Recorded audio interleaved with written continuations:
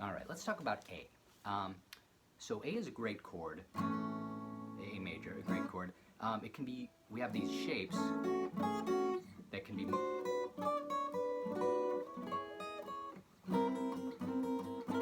you know, all these little things we can do with A or with the A shape.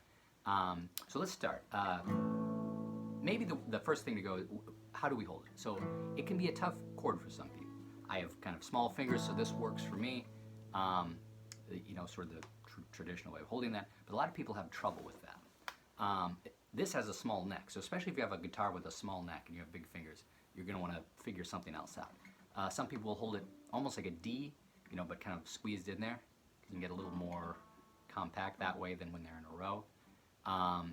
Or, you know, they would do that upside down or something like that. And a lot of people will bar 4 strings or maybe the 3 strings you need, and then sort of lift up your finger to keep that high E open.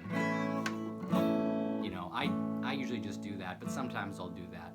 And if I'm, you know, focusing on the bass, I don't really care about what's up here, so I might just, out of, you know, for ease or laziness, I'll just do that and kind of avoid playing up there. Okay, so, and actually before we start modifying this, which is where we're going to go ultimately, what can we do with just the A? So,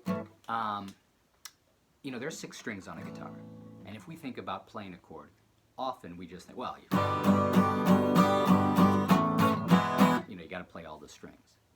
But, you know, maybe think of a piano or something. Imagine a 6-note chord, and you're just, a new chord, 6 notes, 6 notes, 6 notes, for a whole song, da, da, da, da, da. You know, that gets pretty old.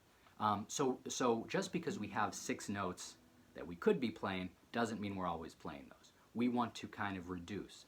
Now, if I'm holding the chord, you know, I don't have to be so concerned with which string I hit, which string I don't hit, because every string is going to be a part of this chord. So I might, you know, focus here and then here, and maybe not be so precise about what string I hit, but sort of think, okay, maybe I'll hit da da, and then a couple notes up here, or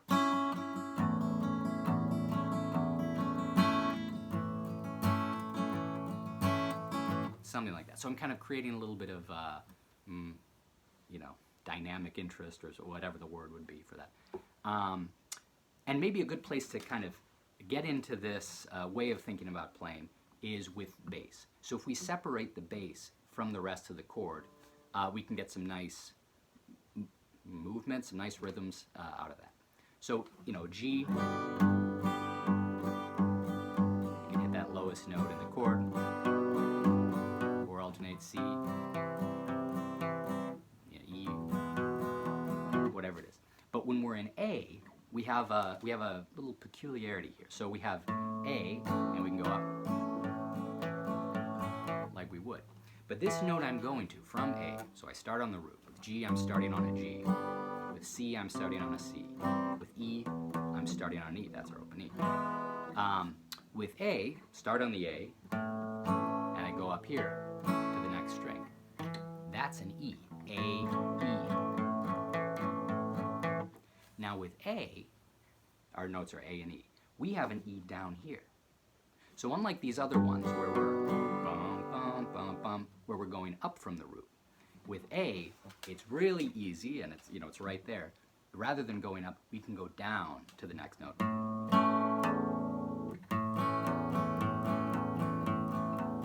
So I'm just going between the A, E, A, E.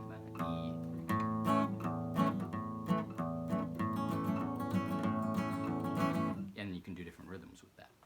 So because of that, and you might kind of already hear, oh, that's sort of country sound, you know, Johnny Cash.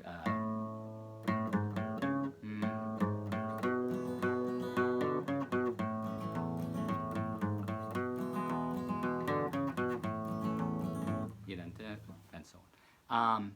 So that's going to be, you know, that's going to lend itself towards country. If you like country, A is a great chord or a great key to work with because of that, you know, and think bass when you're playing that kind of thing.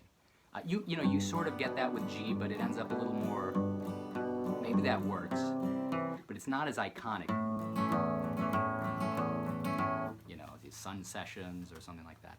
Sun Studios, you're thinking. Okay, the other nice thing about this is these are open strings. So why does that matter? G, well, what if, maybe C, C we could do. We could alternate, or we could put both our fingers down. We could do something like that. But what if we want to move up the neck? So if I'm playing a G, here's my G. So I could play a G up here, but I don't have any bass note to hit because I would have to move my hand. But with A, these are open, which means I could play A here, I could play A here, I could play A here, and I always have that to go to. So something like an A.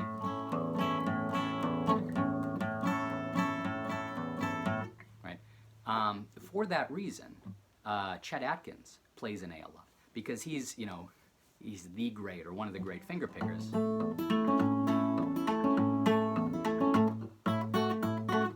So you're finger picking, and you have that bass line going the whole time. A song like, how's that go?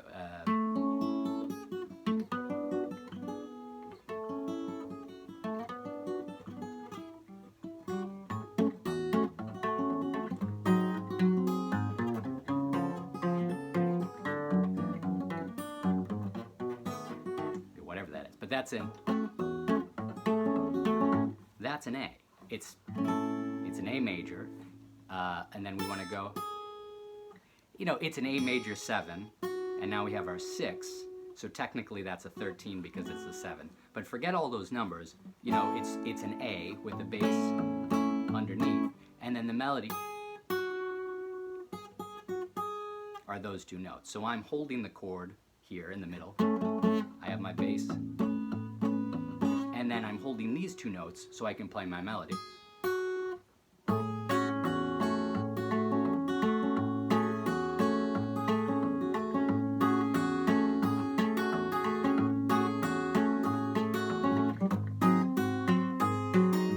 And then on to the next chord. But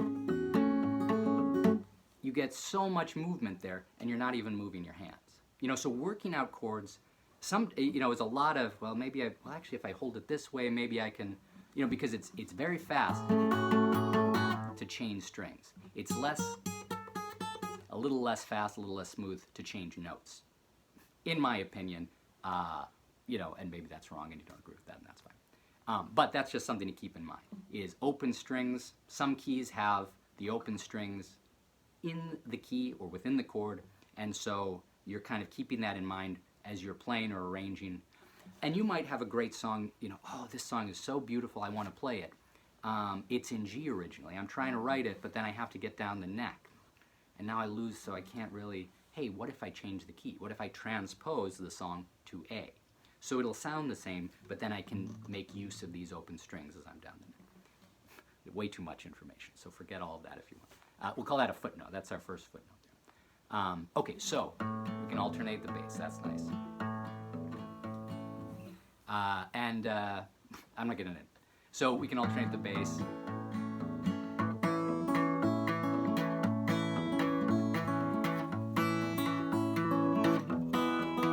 Right? No notes, just chords. No note chain.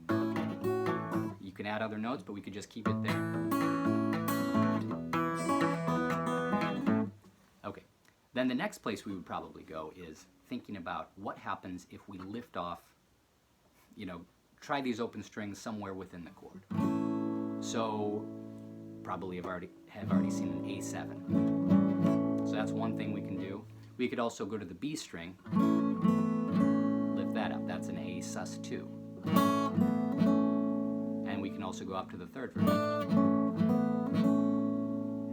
And I might use my pinky to get that 3rd fret. I also might just slide that up there. That's very similar to what we're doing with a D, and those work well together. Then we can go to an E and back to A, something like that. That kind of sound is really common. Oh, that's there.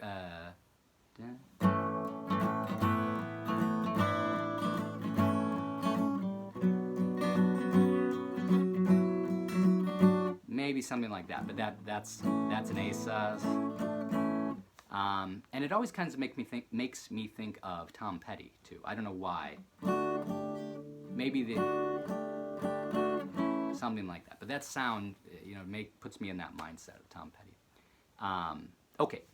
Then we can also lift up, that finger there. I don't use that as much, but it's a possibility. So, which could be picked or strummed or whatever that is. One last little note on this. So we have this 2nd fret, open, 2nd, 3rd fret on the B. We could also do that on the G, but it gives us this completely different sound. That's called a flat 9, which you don't need to know. So I usually hold that like a D, but over on the other chord. So this is a common chord in flamenco music. There's a cadence. Forget that word cadence, but there's a cadence called the Andalusian cadence, which we in our in the Western world Western isn't quite right, but we usually play in A minor. Well, E is the tonic, but A minor to E. But there's another one that's called por medio, I think, in flamenco. We also have por bajo. Don't need to know any of that, but it's in D minor to C to B flat to A.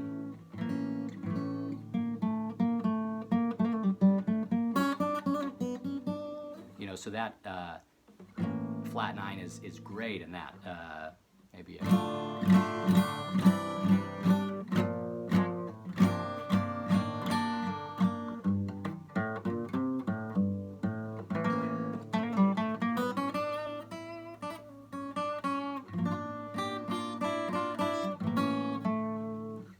not great, but that kind of thing. Okay, so then, now we want to get to the really useful, maybe it's all useful, but transferable part of this, which is looking at a different voicing of this. So if we think of A, what is in this? It's a chord. It's A.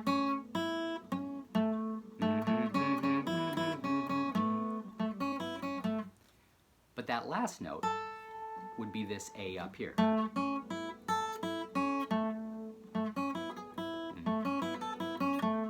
Right? So this A is kind of our conclusion. It's our resolution of a chord.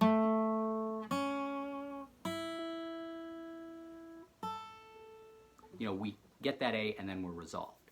So if you play just an A like this, if you're strumming, you won't really hear it. But if you think about what the internal notes are giving you from the chord,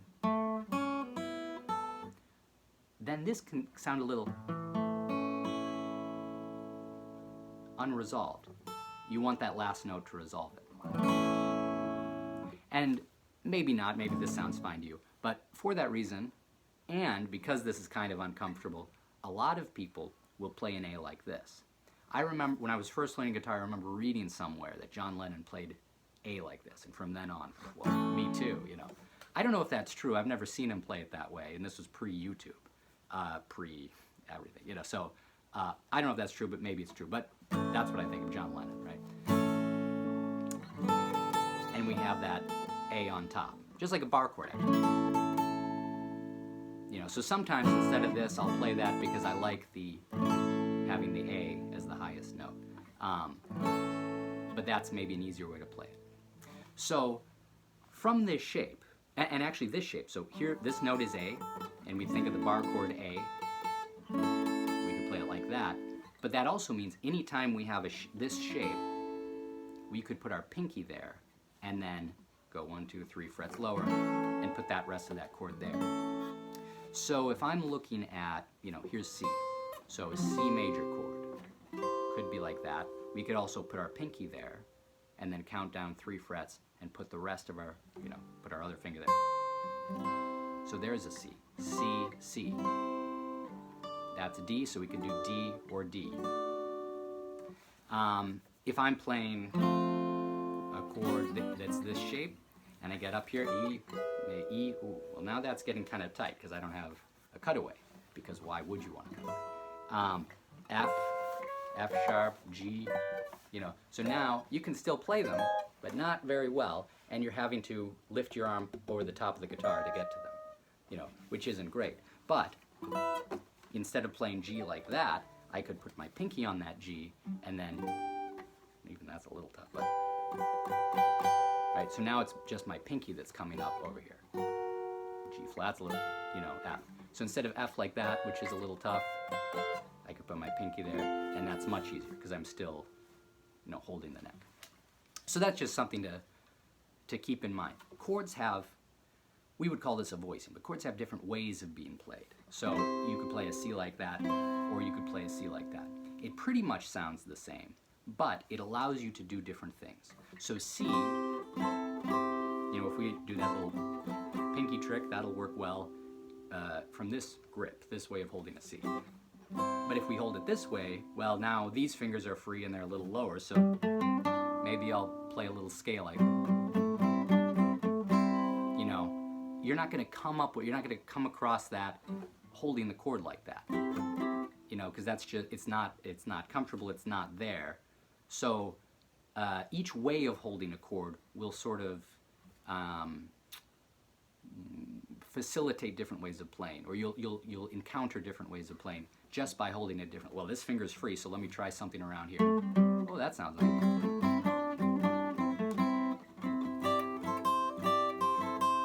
Okay. But they, on their own, they sound pretty close. You know, almost the same. But okay, so now let's get back to A. So now we're going to take this pinky, which is on A. So that's the root of our chord. We're in A, so we find an A.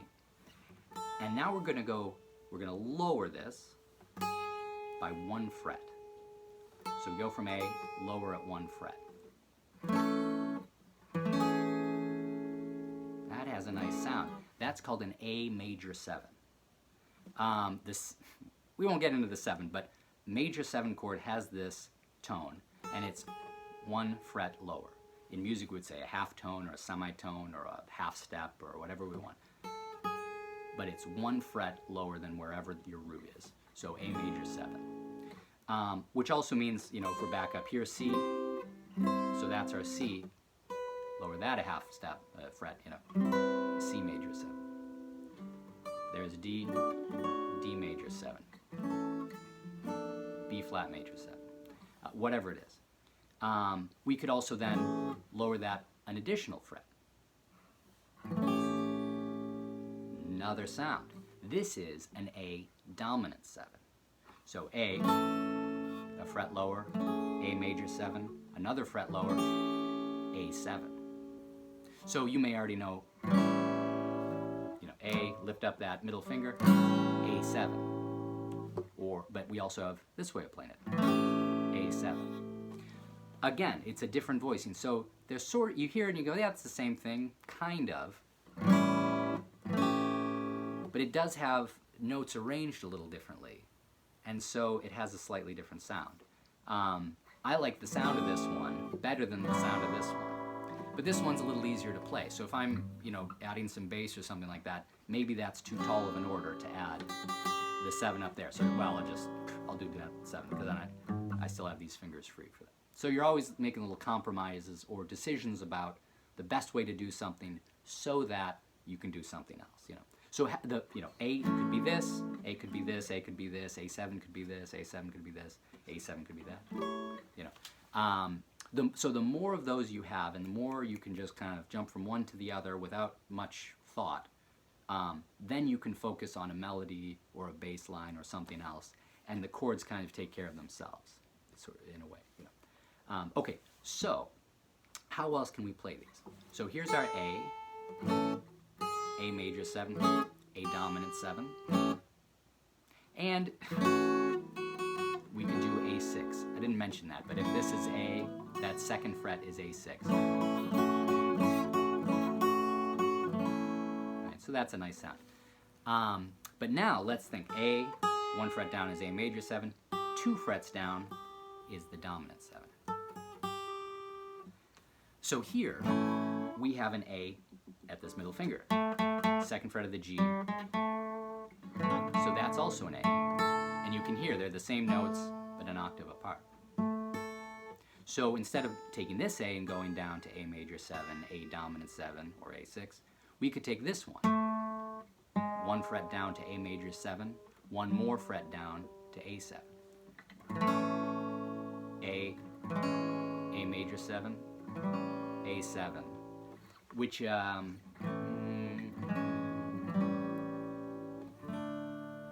that's something that, yeah.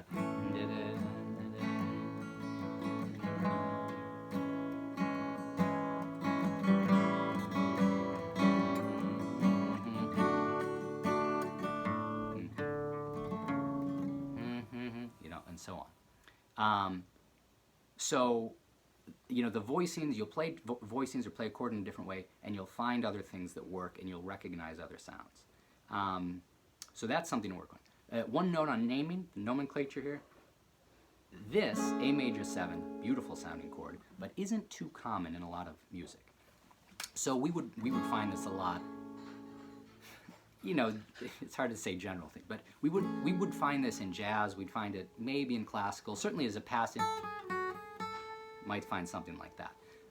But it's really common in jazz. Not very common in blues. Not common in rock. Not common in country.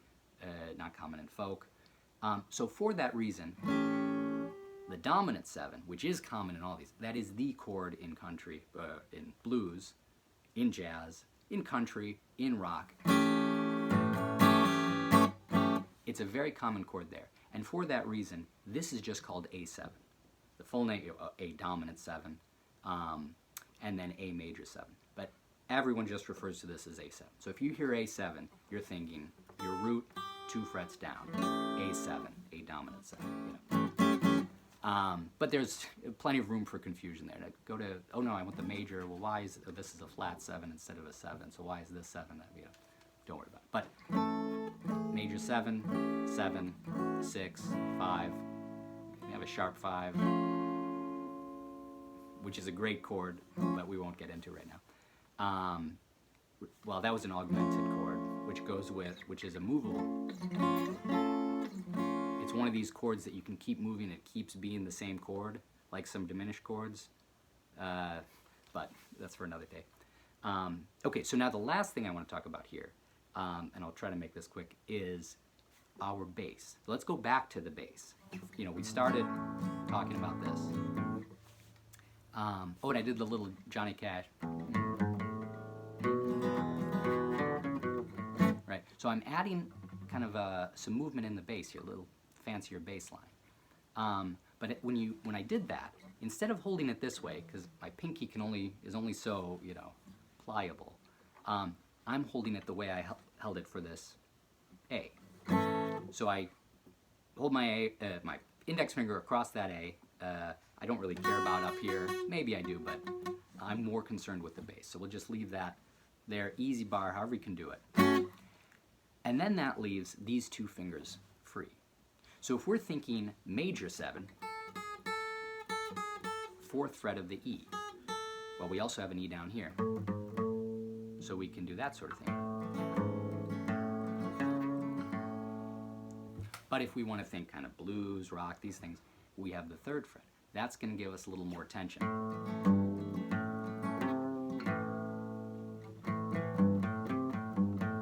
Right?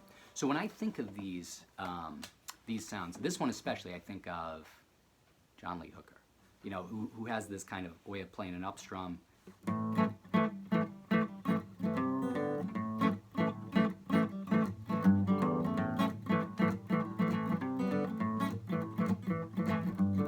So that's a great kind of sound. When I think of this one, which could work the 4th fret, that could be kind of Johnny Cash or some country thing, something like that. But when I hear that, I hear Lead Belly. Who's one of the great blues musicians, one of the great musicians. And he played a 12-string guitar. There is an element, though, of blues where it's this folk form that comes out of the American South, after slavery and generations after slavery on the plantations, and combinations of different kind of music and different influences. So it's a really, if you listen to the first recordings of the blues, which we have, in, the 20s, I guess it's coming along, teens and 20s. If we have that kind of, listen to that kind of blues, it's really different than what we think of as blues today. So that becomes the standards, which are then picked up not by American musicians or American kids, but by kids in Britain, especially after the war, who kind of glom onto this music, and then play it with electric guitars and all that. And then we get Clapton, the Rolling Stones, Led Zeppelin, all of this. But they really sort of change what people think of as blues. So blues becomes much more about the structure, the 12-bar blues, the rhythm, the melodies, everything becomes a lot more rigid. But if we were to go back to, say, this early stuff, we get a lot more, almost what we think of as folk. So someone like Mississippi John Hurt, is playing in C a lot and playing that kind of thing. Leadbelly, Rock Island Line or something like that, or Alabama Bound.